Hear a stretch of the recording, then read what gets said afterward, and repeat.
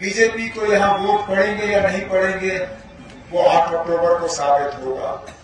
लेकिन उनके उम्मीदवार से कम मैं एक सवाल तो पूछूं कि खुदा ना मुझे ये बताए ना, आपकी तंजीम में आपकी क्या औकात है?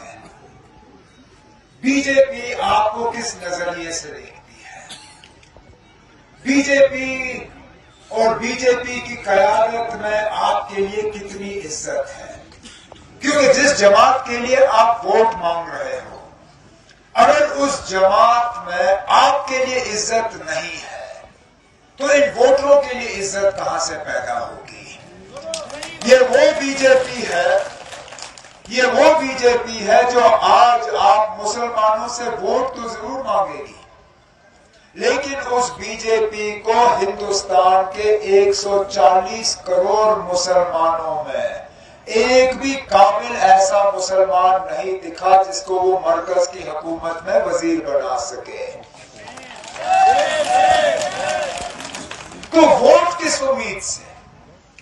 जिस हुकूमत में हमारी नुमाइंदगी ही नहीं है, जिस हुकूमत में हमारी आवाज नहीं है, जिस हुकूमत में 140 करोड़ मुसलमानों को नजरअंदाज किया हुआ है, आज उनको उस जमात का झंडा यहां दिखाते हुए शर्म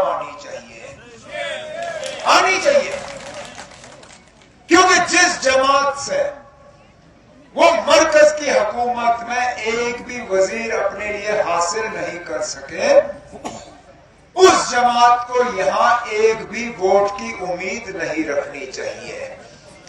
तो पहले, अब क्योंकि कैंपेन को 2 ही दिन रह गए हैं, मैं चाहता हूं कि बीजेपी का उम्मीदवार जरा यहां लोगों को कहे कि ना उस काबिना में हमारा मिनिस्टर कहां है। यह पहली मर्तबा है आजादी के बाद कि दिल्ली में कोई ऐसी हुकूमत हो मरकज की जिसमें मुसलमान को जगह ही नहीं मिली। फिर वो तंजीमें हैं जो उन फिरका परस्त ताकतों की मदद करने के लिए मैदान में उतर आए हैं। उनमें वो आजाद उम्मीदवार भी हैं जो आपके वोटों को तकसीम करने पे लगे हुए हैं।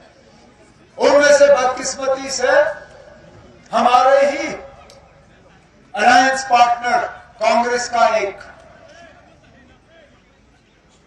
जो इस बात से खुश नहीं था कि अलायंस के दौरान ये सीट जो है ये नेशनल कॉन्फ्रेंस को आई, वो आजाद उम्मीदवार के तौर पे मैदान में उतरा। अब झूठ और गलतफहमी के बुनियाद पे वो वोट हासिल करने की कोशिश कर रहा है। लेकिन अब अगर कांग्रेस ने उसको मैंडेट देना होता, आज पानीहाल की तरह, बारामूला की तरह, ये बाकी जहां जहां हमारे वो फ्रेंडली कॉन्टेस्ट हैं, यहां पे भी फ्रेंडली कॉन्टेस्ट होता। फिर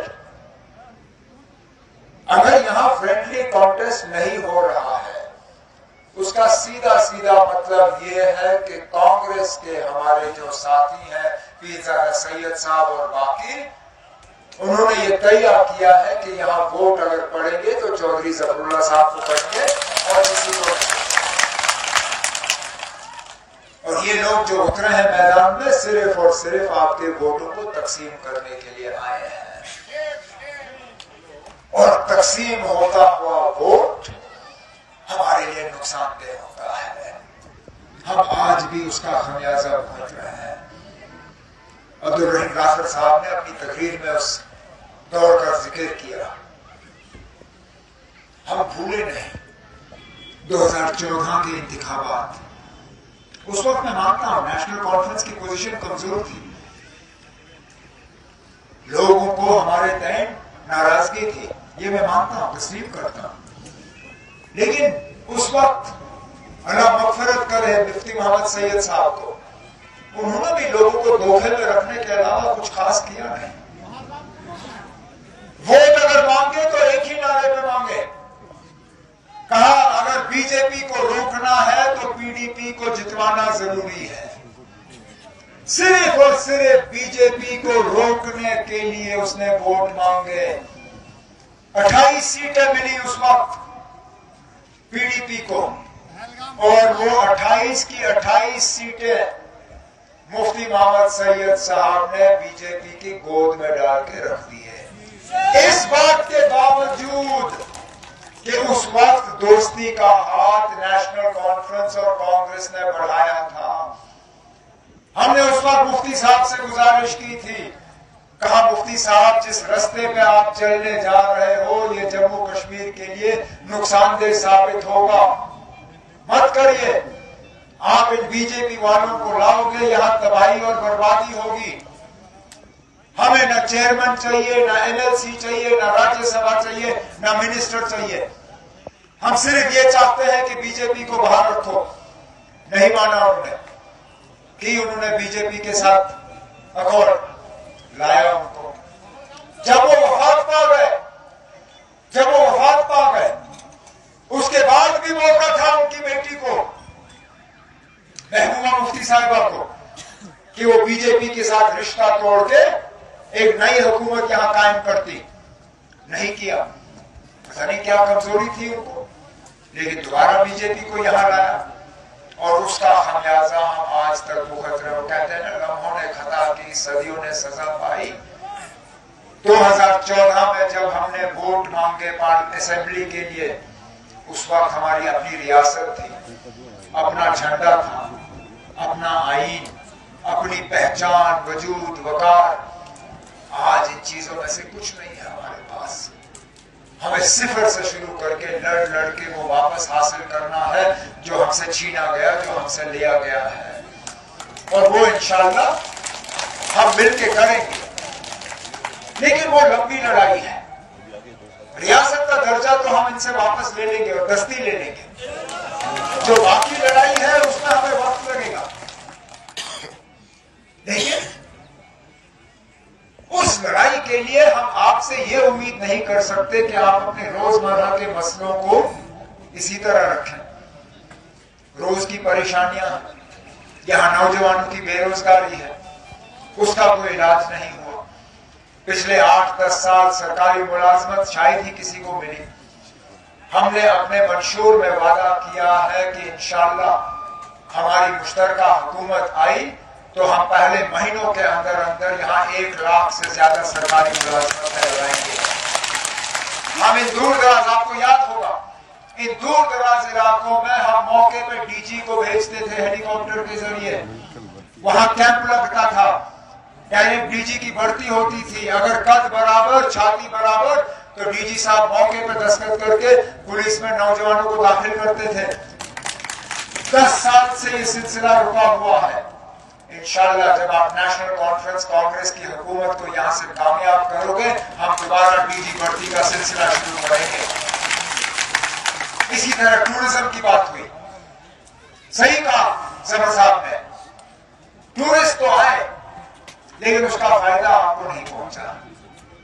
इंशाअल्लाह हमारी हुकूमत के बाद अगर टूरिज्म का किसी को फायदा मिलेगा तो यहाँ के बाशिंदों को मिलेगा और किसी को नहीं। बिजली के निजाम को लेकर शायद ही कोई ऐसा इलाका है जहां बिजली को लेकर लोग शिकायत नहीं करते हैं। 8-8, 10-10, 12-12 घंटे कट और बिजली का बिल आसमान में। मेरे दौरे हुकूमत में जब पीरजादा सैयद साहब और मैं मिलकर यहाँ हुकूमत कर रहे थे, 200, 250, 300 रुपए से ज्यादा बिजली का बिल नहीं होता था। आज देहात के इलाकों में कम से कम महीने का फीस 1650 रुपए। आमदनी आपकी 1500 होगी, लेकिन 1650 रुपए का आपको बिजली का बिल मिलेगा। हमने अपने मंशूर में वादा किया है कि आप लोग जिनके लिए ये बिजली का फीस जो है बर्दाश्त नहीं होता, हम आपको महीने के 200 यूनिट मुफ्त बिजली फराहम करेंगे। इसी के साथ साथ पता नहीं आपको याद है या नहीं, मुझे अच्छी तरह से याद है वो दिन जब वजीर आजम साहब ने एक स्कीम के तहत यहाँ गैस के चूल्हे बांटे थे। कहा था ये गैस का चूल्हा ले लो, क्योंकि नहीं तो आप लकड़ी जलाते हो, उससे आपकी सेहत पे असर पड़ता है। आप गोबर जलाते हो, उससे आपकी सेहत पे असर पड़ता है। मत जलाइए, आप गैस का चूल्हा जलाओ और इस पे खाना बनाओ। लेकिन वजीर आजम साहब उस वक्त ये बताना भूल गए कि चूल्हे के साथ गैस का सिलेंडर भी खरीदना पड़ता है, और वो नहीं दिया। आज गैस की सिलेंडर की कीमत इतनी है कि अक्सर बेशतर लोगों ने उस गैस के चूल्हे पे कपड़ा चढ़ा के उसको सजावट के तौर पे इस्तेमाल किया, जला नहीं पाते हैं उसको। हमने अपने मंशूर में अपनी माओ बहनों से वादा किया है कि जिन घरों में उस गैस चूल्हे को जलाने की ताकत नहीं है, इंशाल्लाह हम उनको साल में 12 मुफ्त गैस के सिलेंडर फराहम करेंगे। लेकिन उस चूल्हे का क्या फायदा ना जिसपे पकाने के लिए कुछ ना हो। और इन लोगों ने हमारे राशन का क्या हाल किया वो हमारे सामने है। मेरे दौरे हुकूमत में मिट्टी का तेल आपको राशन डिपो से मिलता था, चीनी आपको राशन डिपो से मिलता था, राशन का स्केल इतना होता था कि उस राशन से आपका गुजारा होता था। आज न आपको चीनी मिलती है, न मिट्टी का तेल मिलता है, और राशन का स्केल 5 किलो पे उतार के उन्होंने हमें फाका कशी के चीज पे लाया हुआ है। 5 किलो तो कागजी है, शायद ही आपको 3 या 4 किलो से ज्यादा मिलता होगा। हमने अपने मंशूर में आपसे वादा किया है कि इंशाअल्लाह नेशनल कॉन्फ्रेंस कांग्रेस की हुकूमत बनी, हम राशन डिपो के जरिए दोबारा आपको मिट्टी का तेल और चीनी फराहम करेंगे और राशन के स्केल को भी बढ़ाएंगे। इसी तरह मेरे गुजर बकरवाल भाई वजीर आजम साहब आपकी तकरीर में जिक्र जरूर करते हैं, लेकिन ये बताना भूल जाते हैं कि फॉरेस्ट राइट एक्ट के तहत इन जंगलों पे पहला हक आप लोगों का होना चाहिए था। पूछिए जब वजीर आजम साहब तकरीर करते हैं तो आपके इस फॉरेस्ट राइट एक्ट का जिक्र क्यों नहीं होता? क्यों आपको इस हक से महरूम रखा गया है? इंशाअल्लाह नेशनल कॉन्फ्रेंस कांग्रेस की हुकूमत आई तो हम आपको फॉरेस्ट राइट एक्ट के तहत इन जंगलों पर पहला हक देना शुरू करेंगे।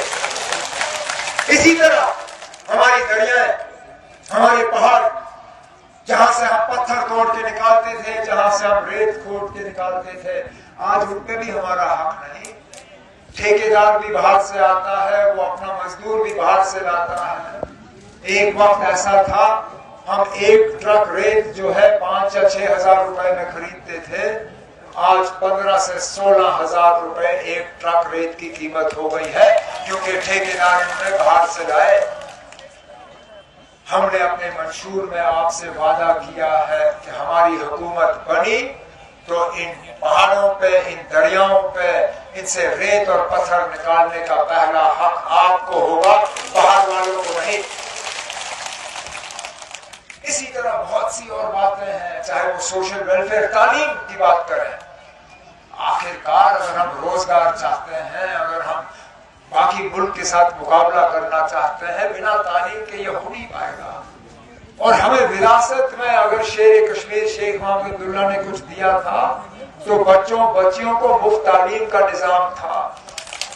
उस मुफ्त तालीम को इन लोगों ने पिछले 8-10 साल में बिल्कुल खोखला किया है।